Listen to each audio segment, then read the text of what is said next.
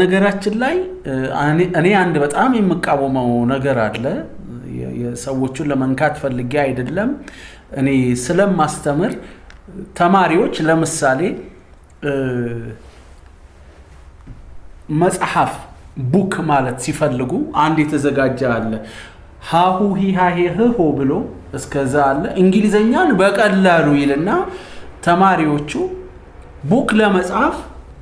በቡ ይሄዱና ቡን ይጽፋሉ ከዛ ከኩኪ ካኬ ከ የሚለው ጋር ደግሞ ይሄዱና ይሄን ያመጡና ይሄውልህ ቡክ ይሉኛል ፋይት የሚል ነገር ጻፉ ስላቸው ፈፉ ፊፋ ይሄዱና ፋን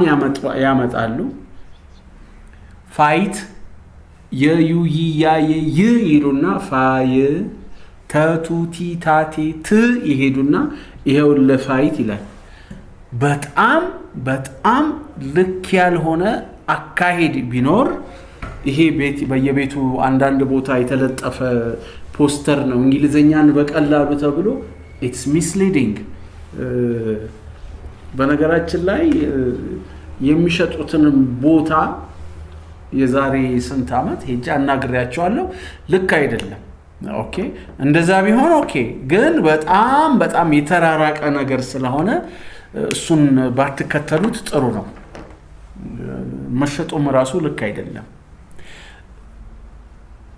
የሰው ቢዝነስ እየነካው አይደለም ግን ልክ ያልሆነ ነገር ከሆነ ደግሞ ያው ልክ አይደለም ነው